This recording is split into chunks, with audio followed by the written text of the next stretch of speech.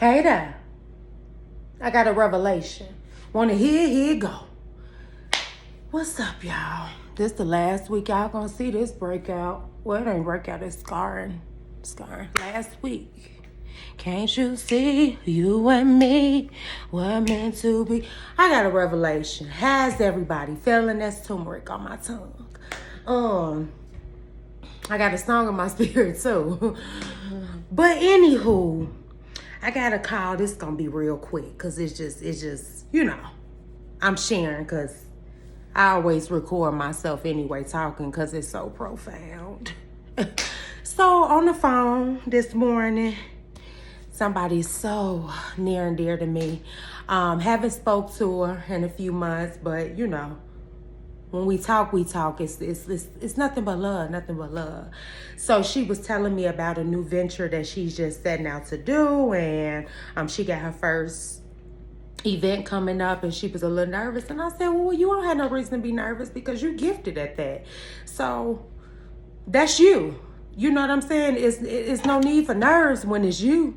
So she was like, look at you, always positive. And I said, I know, right? I said, I got to see the light at the end of any tunnel. And as I got off the phone with her, I stuck in that because I was told that a couple weeks ago too by somebody, like, how they're encouraged anytime they talk to me. And thank you, Lord. I can't help but think of, I didn't always used to be like this. Like I was never negative Nancy, but I was shut down Shelly. I was shut down Shelly because anything I was dealing with, I would internalize it, which in return made me mean. I believe that's where most of my attitude in high school. I just think I was just young and just thought cute girls were supposed to be mean. But it wasn't, as I grew up, life started happening. Things start occurring. Changes start being made. And that overwhelmed my emotions, which caused me to be a little bit mean. But now I can decree and declare it don't matter what news. And this is like for real. This ain't like for a camera. Because I don't know y'all. Y'all don't know me. I ain't got to, put on for you. But this like is my everyday life. Like I just got a decision that was denied. Something that I ain't going to say I really wanted it. I'm going to just say I did it because I saw the opportunity. But before I even done it, I had already told God, like, I'm ready for XYZ, so I'm ready to omit EFG.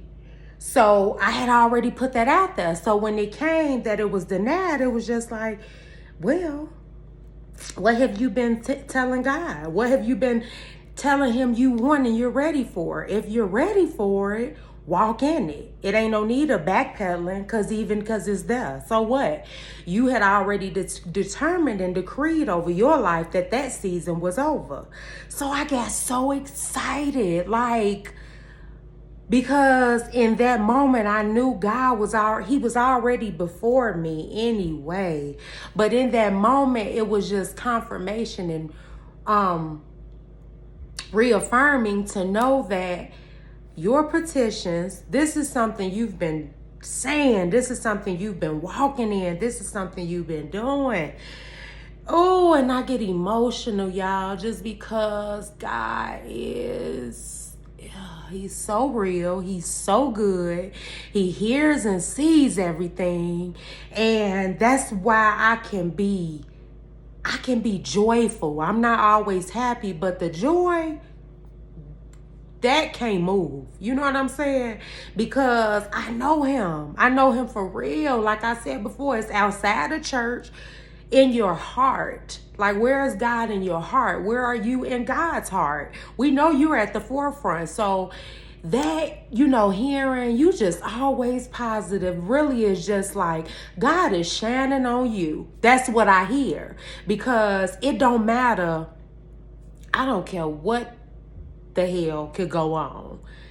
I am rooted and grounded in that love from God above to know that even if that goes on, I love you so much. Why will I not take care of you in it?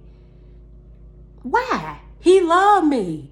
Like, in spite of me, in spite of my wrongs, in spite of my shortcomings, he loved me. And he has worked on me for years. Like, this has not came overnight, so help me God. It took work. I just was telling somebody, like, it takes work to change your way of thinking. It takes work to not allow emotions to guide you. It takes work to center yourself in peace.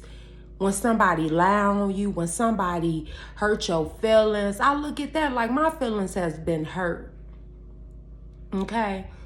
And I was able to just look like, look at you. You hurt me. You hurt my feelings. And just leave it there. And go right on over to God like, now you know me, I'll throw a can of whoop. But I love you. And that right there. So my song, as I'm closing, you gotta change the way you speak to change the way you think. You gotta change the way you see to change the way you speak, to change the way you think. You gotta change the way you see. It's so practical, but if it's that practical, why so many of us can't catch on to it? Why so many of us, if we facing something in our body, I'm sick. I never in my life speak nothing on me. I never. And I can never say never. I won't, because my words will somehow trip me up and make into reality that which I spoke. If it's so practical, well, my golly, wow, why is everybody not doing it? Why is everybody, whatever they feeling, they speaking? And why are those faith runners, I'm talking about real faith runners, whatever they're feeling, they speak the opposite? Jesus died on the cross to make me whole. That means whatever ache, whatever pain, I don't have to accept it. Now, although he died and did that, we have to correct whatever we're doing to receive what he's already done. Meaning, if you know your diet is jacked up, trifling, and you sitting over here get all type of retention or something in your body, change that. Because the healing there. You don't have to be praying, Lord, heal me, please. I've done that. Walk in it. Rest in it. Believe it. That was it. Peace, love, hope. Different way of thinking, different way of speaking, and a different way of seeing over your life today.